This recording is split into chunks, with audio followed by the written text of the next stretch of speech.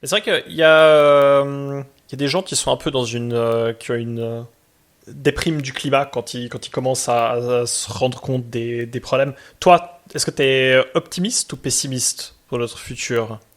Et pourquoi? Alors, très bonne question. C'est vrai que maintenant, c'est de plus en plus.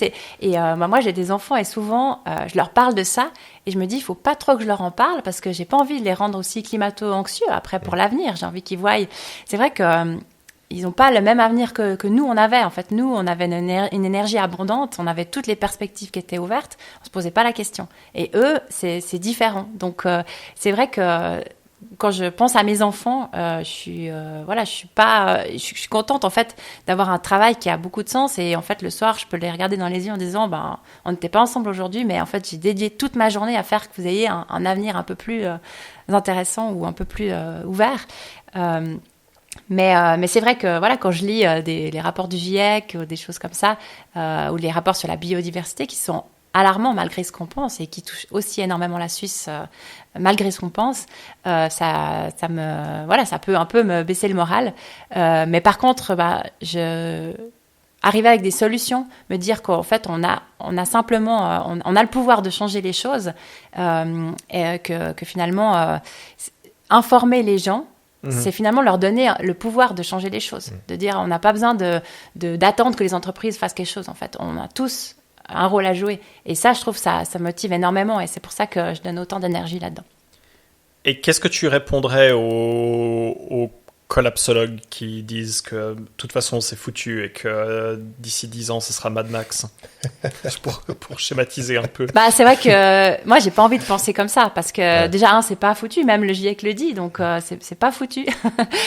Faut simplement agir maintenant. Donc après le GIEC, excuse-moi de te couper, mais le GIEC, tu peux expliquer juste un peu cette organisation?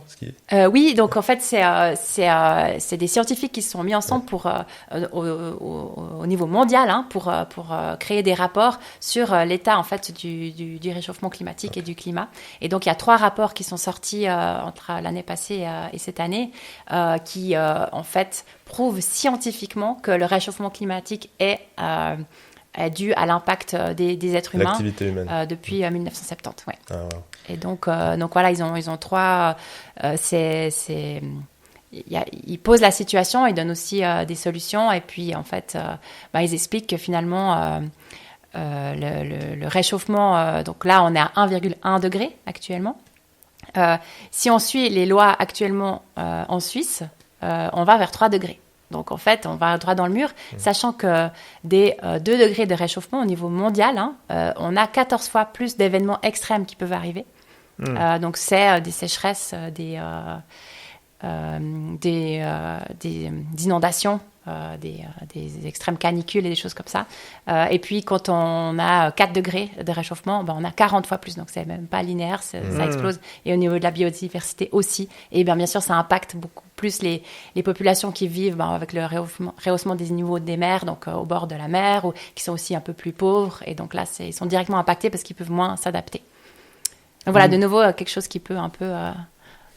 Mais tu disais que même eux, ils disent que c'est pas entièrement foutu. Voilà, donc en fait, ils ont fait différents scénarios.